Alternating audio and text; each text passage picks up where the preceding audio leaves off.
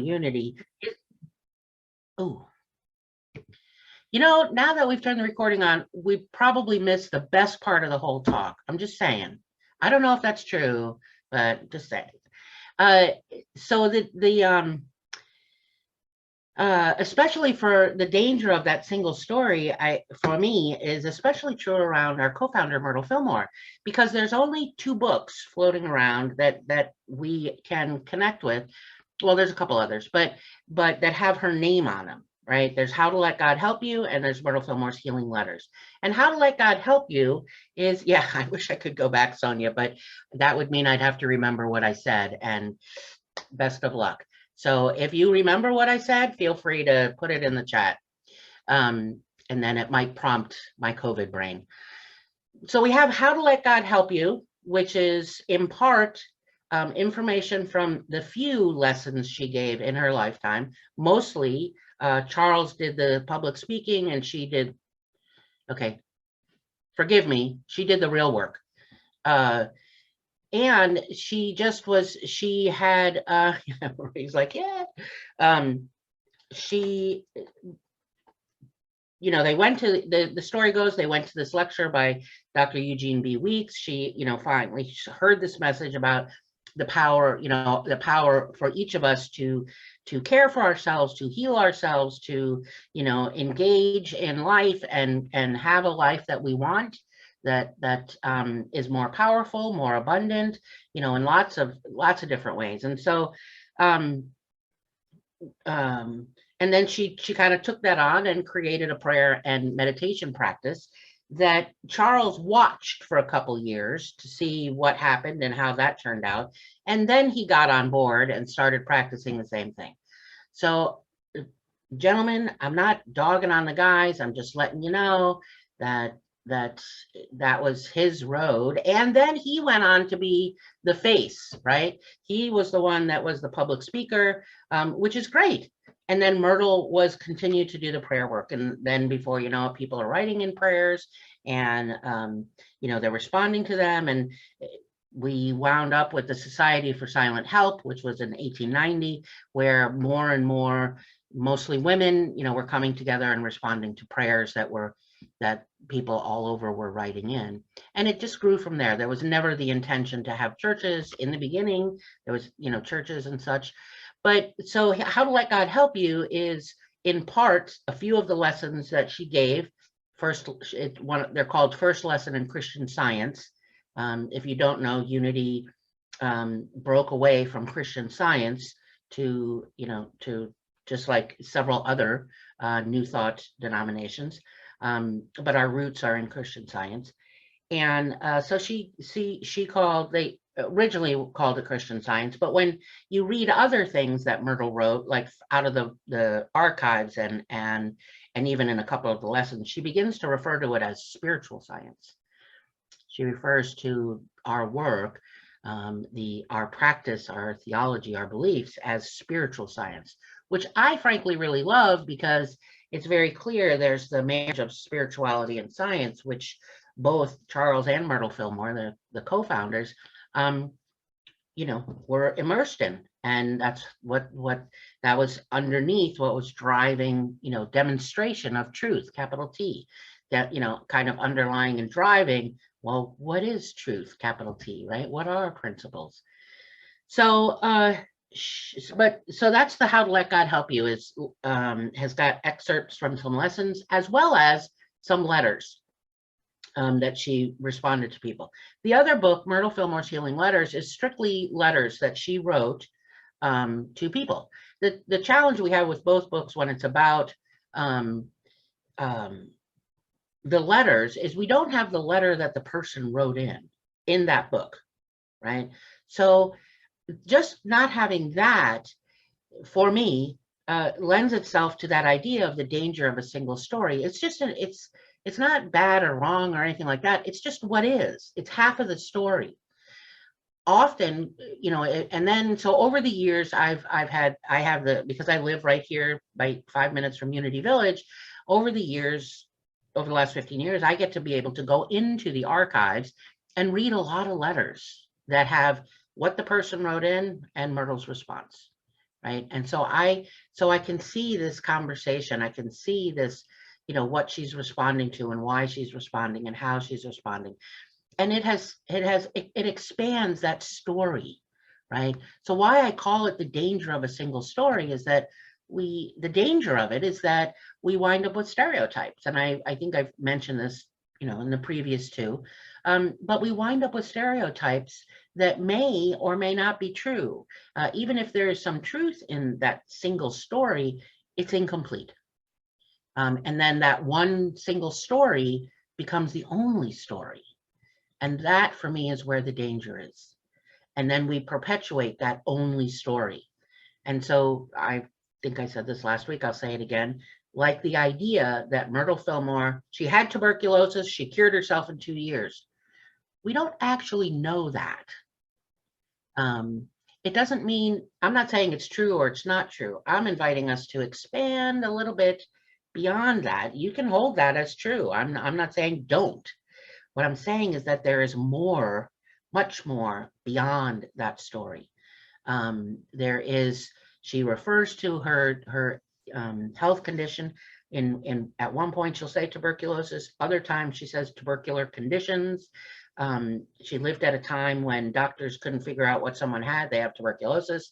A lot of the ailments that she writes about and talks about and does her healing prayer work, her denials and affirmations and focusing energy on the cells in her body are around a lot of different symptoms that just wore her out, that just made her tired and cranky. Anyone familiar with being tired and cranky because you don't feel well and you're tired, your arthritis makes your hands hurt and your migraine headaches and your irritable bowel syndrome and you're not getting enough sleep and you're worrying about your children and not having enough money and how the bill's going to get paid. Everything I just said is Myrtle Fillmore. Like she carried all of that. So for me, the danger of the single story is when we get stuck in thinking that it was just about this tuberculosis and this 2-year thing, we miss so much more. For me, one of the biggest things we miss is that, when she went to the lecture and she's, created her own affirmation that as a child of God, I do not inherit sickness. The last part, I do not inherit sickness, is really quite powerful because what she's inviting us into is intergenerational healing, right? She's inviting us into, just because I heard from my mother, oh, those are the same headaches your grandma had, right? She's inviting us into healing intergenerational trauma. That's not the word she would use. But this is the other piece around the danger of a single story. If we keep it in its box, we can't make it relevant for today. There are, it doesn't, this might be, you're recording, so this might be heretical and get me in trouble, although I've said it before. Me personally, the fact that she may or may not have cured herself of tuberculosis in 2 years, I have no emotional attachment to that whatsoever. It doesn't mean anything to me. It's a good story. It tells me what I do know, and what I can tell from what she writes is that at least in a 2-year period, she alleviated a lot of her own suffering. That I can get on board with. I know what suffering is, right? I can get on board with that. I can take this and what does it mean to practice, take what she did, make it my own, and bring it into my life today. So that's why I continue to come back to the danger of a single story, is because there's so much more. There's so much more to this woman than we may realize. It's not the from what I read, and I know I'm not alone in this one, is she was not this nice woman with a pillbox hat and pearls and sweet and gentle and kind and a little purse with gloves like that. She was direct. She was she didn't pull any punches. She was compassionate, but that didn't mean she was always nice. But she, this is what is. And she was very exacting in her healing method and her own prayer practice. She was just, you do this and this and this. And if you're not going to do this and this and this, can't help you. That's not the words she used. And she wasn't being cold-hearted, but this is what works for me. And if you're not doing that, if you don't do your work, doesn't really matter that we here at Silent Unity pray with you because you need to be doing your work. She's very clear about that in published and unpublished. And part of that is in doing your work is that she begins to focus her work, never intending to create this gigantic prayer ministry, but she's focused her work on healing. And what she tells us in the published things and in the unpublished work is that that for healing, it requires prayer as well as being in service to humanity. She says it over and over and over, to be in service to humanity, which does not, being in service to humanity does not mean sitting in the lotus position and just envisioning and seeing things right. It means literally get off your affirmations and go out into the world and be in service to humanity in whatever capacity that is for you. It doesn't mean everybody has to go to a protest. It doesn't mean everybody has to go, go work and get people to, at least here in the US, get people registered and get them to go vote, right? It doesn't mean I have to go every week to a houseless shelter and get people fed. It doesn't mean, it can mean a lot of things. It can mean being at my desk and doing social media. I'm really good at that, right? I can communicate with the world, and there's a lot of other things I do, but she's very clear that it's being in service to humanity. She says over and over and over to take up the word and go forth with it. Take up the word and go forth with it. I'm sure you can interpret go forth with it in other ways, but I'm not sure how else I could interpret it. It's not enough to, she says, if I speak truth, but I do not do truth, then I am silent. If I speak truth, but I do not do truth, then I am silent. And terms like that repeatedly throughout her writings. So, when as a social justice activist, I know there are people, when I use that term with Myrtle Fillmore, that they're, like, no, she was a good woman who sat at her desk and who wrote letters back and, did meditation. So when Charles did a talk, she would do the meditations. Powerful, powerful woman, and was in service to humanity. You just don't necessarily hear, you don't hear a lot about it. So let me connect a few dots for you. And you know what, if you take, thank you, Cheryl, for putting that in the chat. If you take nothing else away from today, take that. If I speak truth, but do not live truth, then I am silent. Or do truth, yes. If I speak truth, but I do not do truth, then I am silent. And she was anything but silent. So when I talk about Myrtle Fillmore and in the context of social justice and sacred service, there are people that, and I'm sure I've said this before, that hear the word social justice and think, oh no, like they, again, danger of a single story, have this idea of what social justice means. And so like all things in unity, all teachings in anywhere, anything that we learned 20 years ago, 50 years ago, anything 100 years ago, 150, it all needs to, if we're going to bring it forward, right, then we need to put it in the context of today's world. It's the paradox that we live in, that we have to leverage and be willing to be in, is the paradox of relevance and reverence, right? Relevance and reverence. And that's what, that's my passion around Myrtle Fillmore, is to bring the reverence forward, co-founder, and not everything she did was perfect and right and panned out, but she was disciplined, she was clear, she evolved her thinking, she did practical application. So I want to, the reverence and the shoulders I stand on, right? But relevance, that's what I mean about kind of the TV story. It's not really quite relevant for me. However, I can take the ideas, I can take the practices, I can take her beliefs and evolve them and make them applicable to today, like the word social justice. Justice is one way to define it in contemporary world is well-being, right? Justice is well-being.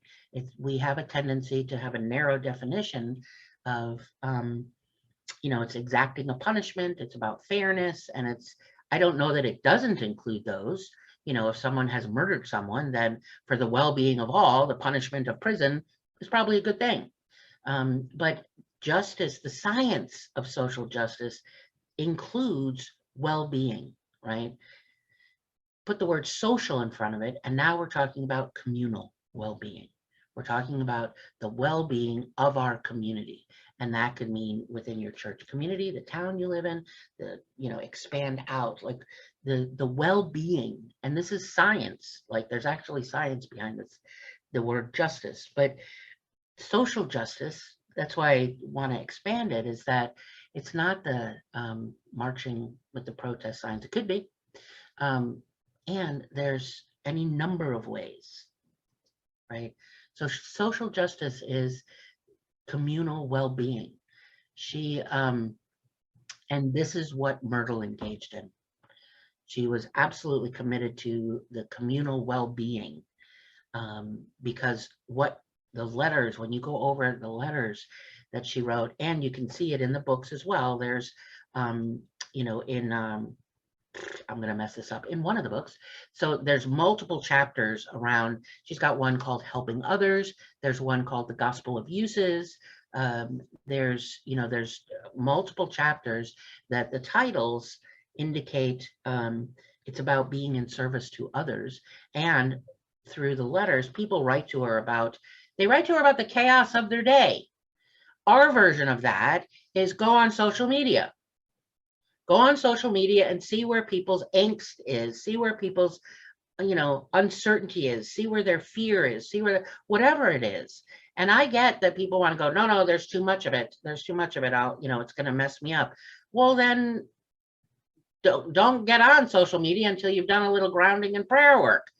But that's where you find very often, and also when you're sitting with people in groups, probably in spirit groups, right? You're going to hear people's ills and the chaoses of their day, like disease, like poverty, like houselessness, like addiction, marital issues, raising children, being unemployed. Right now here in the United States, women's rights, climate issues, climate challenges, any issue around human rights. And everything I just rattled off, we're all challenged with today, and we see it showing up in our conversations on social media, in news cycles. We see it everywhere.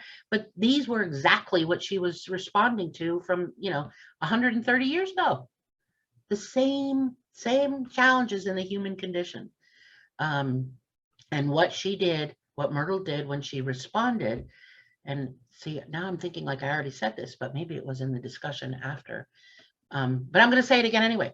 What she did that I loved so much, that I've learned to kind of take on, is that when she responded, for the most part, she would begin her letter with letting the person know how glad she was that they showed up. She began the conversation with how glad she was for their writing in, that how grateful she was that they took the time to bring their troubles to the table, right? To set at the altar what was going on in here and needing to get out, that there was no need to like hold it all in. Just because this is bastardization of teaching, just because you say it out loud doesn't make it so. It's already alive in here, right? Speaking it out loud and saying it, putting it into a letter, because they didn't have social media or phones at the time or texting, saying it out loud, putting it into a letter, sending it to Myrtle is a way of bringing it up and out so that I know I'm not alone. So I know I'm not alone and I can do this. And her responding initially with, that, I'm glad to see you've written. I'm grateful for your letter. It's a joy to see that you've written again to let us know how you're doing. Like she opens pretty much all of them. She opens with some form of just validating the person's existence. And then she moves into responding, right, to what they're talking about. and wraps it up with, okay, now you have to go demonstrate, right? Now you have to go do something. Now you need to be in action. Like that's part of the whole journey of healing. You know, I continue to come back to, for me, you know, the relevance and reverence, right? Relevance and reverence. And relevance is about, you know, being in my preferred future now, right? So relevant meaning what's pertinent to the matter at hand. Like, what am I focusing on right now? What's relevant? How do I take teachings that may seem archaic at times, but how do I make them relevant for today? And it could be, you know, changing the language a little bit, not watering it down. Making something relevant doesn't water it down. Making something relevant means to, literally, the root of the word means to lessen or to lighten the load. So let me ask you this, because I'm babbling on a lot. Raise your hand if you have a little, if you have an experience of life kind of moving fast and chaotic. Yeah. Yeah, absolutely. Of course. Same thing happened for them, right? When Charles and Myrtle, when Unity was first getting started, the changes that were going on in the world around them, not just like the greater world, but right at home, right in the US, right? The invention of the airplane, of the incandescent light bulb, of electricity, of the X-ray machine, of multiple medical advances, you know, cars, you know, all these things that, think about it for a minute, go, how much change is that? So being relevant means we understand that everything changes. And while the rate of change increases, it doesn't mean I have to speed up to hang on. But rather, how do I lighten my load? Right? Believe and know and demonstrate and practice the truth that I have learned, not in spite of the world, but because of the world, which I think is one of the biggest challenges we have. To live principle, right? If I speak truth, but I do not do truth, then I am silent, right? It's not, I don't do these things. I don't, you know, dive into Myrtle Fillmore and think about her as social justice activist, not in spite of the world, but because of the world that we have. It's because of the chaotic world that we have that I do these practices, that I engage, that I work at bringing Myrtle forward, that I work at, you know, dedicating my life to the well-being of all, right? Whatever form that looks like. Well-being for me, well-being for others. Because I don't live in a vacuum. So whatever I do impacts everybody and everything around me. So in the case of Myrtle, if I bring it down to, because Myrtle is, when we think about Myrtle Fillmore, we think about prayer, right? And my question, and that's sort of the reverence piece, right? It's the shoulders we stand on, and affirmative prayer, right? It's not intercessory prayer. It's not speaking to, you know, God, Holy Spirit, sweet Spirit. That's not affirmative prayer. Affirmative prayer is, you know, we come together, we breathe together, we recognize there's one presence and one power, and we activate that, and we are reminded of that. We don't call it in because it's already here. So affirmative prayer is, you know, reverence, meaning understanding that, practicing that, bringing that into my daily life, and then asking myself the question, if I'm stuck on how do I then do truth, because I don't want to be silent, right? Is, am I using prayer as a bypass for taking action? Am I using prayer as a bypass for taking action? I don't want that, right? So coming back to the danger of the single story and moving into meditation, I want to leave you with that question. Am I using prayer as a spiritual bypass? Meaning, am I using prayer to bypass moving into action? I'm uncomfortable. I don't know what to do. It's not my job. It's not mine to do. It is yours to do. You may not like the idea of it. It may sound uncomfortable. And Myrtle addresses that as well. She says the thing that's your work to do may not be what your passion is, and it may not be what you're good at, but go do it anyway, because the world needs you. But so it's taking a look at my own single stories, right? My own single stories, which means slowing down, right? Just because the world is going fast doesn't mean I have to go fast to keep up. It actually is a call for me to slow down. Slow down. Try it on, like what you hear, some of the things here and other places. When you're uncomfortable, just try it on. You could, like a jacket, because you could take it off and get rid of it. And then that self-questioning. Challenge your assumptions. Challenge what you think is principle. Challenge what you think is yours to do. And don't do it alone, right? Challenge each other. Make each other uncomfortable. That's stirring the sediment. That's growth, right? We grow in the dark, bloom in the light. All right. So let's take this idea of the sacred story into meditation.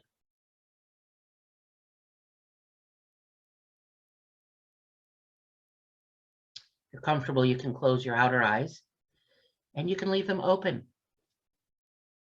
There are many ways to move into meditation. There are many ways to be still, to be quiet. You might lower your gaze onto maybe there's something in front of you. I have a rose crystal that happens to be sitting in front of me that my gaze is on right now.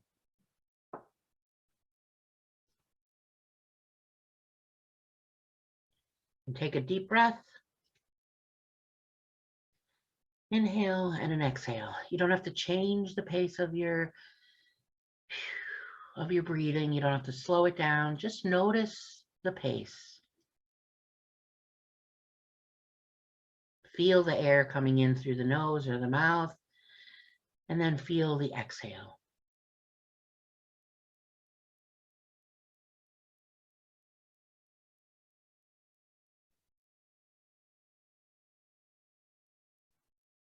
And with the next inhale, remind yourself that we do breathe the same air.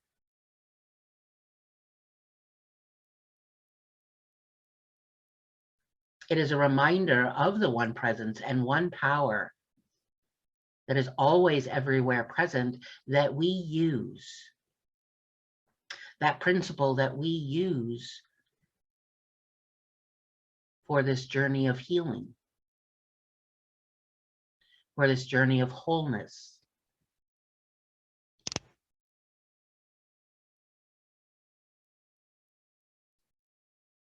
For this journey of community, for this journey of compassion, this journey of love, none of which are a destination, all are what is unfolding as we use principle within ourselves and then to direct our actions outwardly.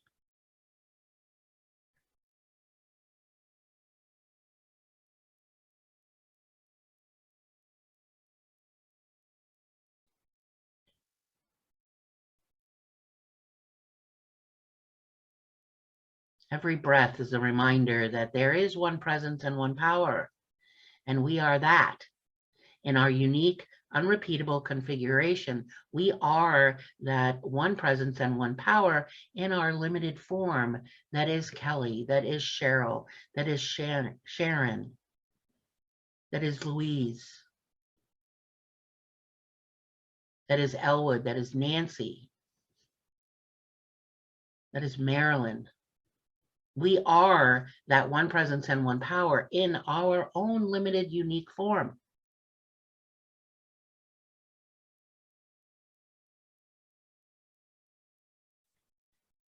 And with your next breath in, take the breath deeper into the lungs and scan the body. Just scan from the head slowly, slowly down through the shoulders,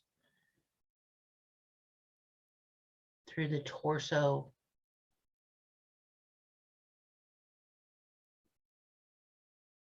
through the hips, the knees, the feet,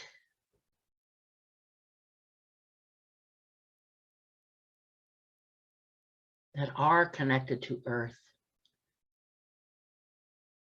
that are anchored in earth.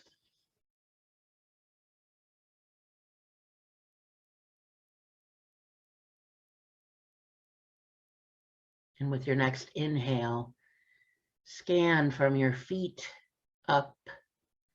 And as you find a place that may have some tension or discomfort, contraction, maybe even physical pain, pause and give yourself tenderness and large doses of grace. Just pause.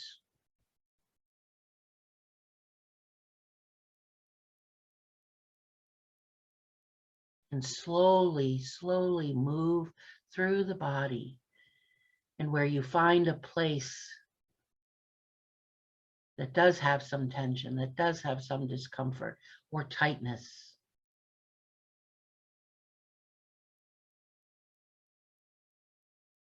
just give large doses of grace and tenderness.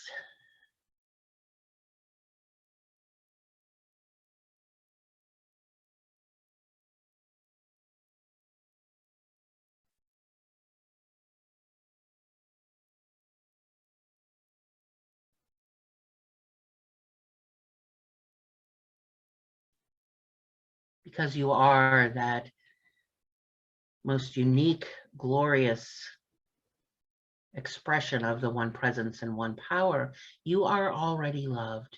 You already belong.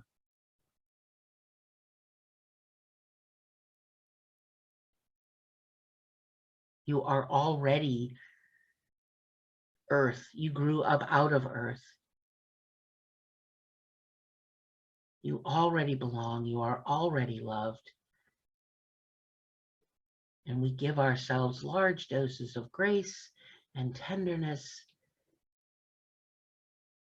to lighten our load, to slow ourselves down, to be in communion with ourselves, to be in communion with each other. And so let's pause in the silence and gently reminding yourself in the quiet, I am already loved. I already belong. I am already loved. I already belong. In the quiet.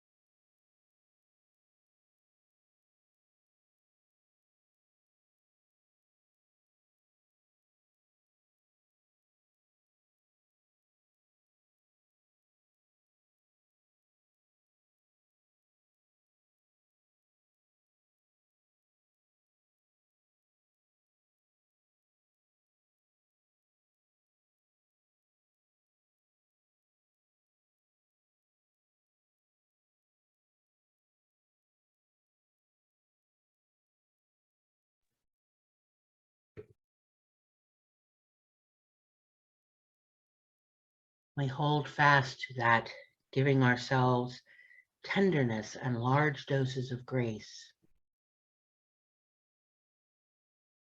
When we may forget that we are already loved and we already belong.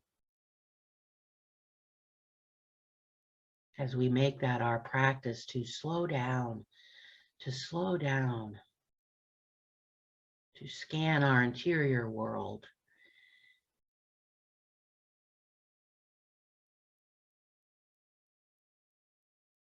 to see the places physically, mentally, emotionally, spiritually that need that attention of grace, of tenderness, and gratitude. We restore our sense of wonder. We restore the principle of love within our awareness. We restore that we already belong.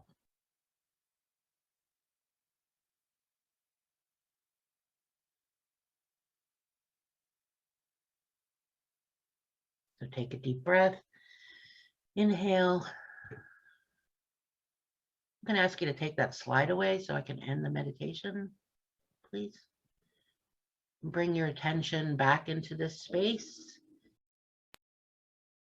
And turn your camera on and look into the eyes of those that you see and just smile. Offer them tenderness and large doses of grace. Just move from whoever.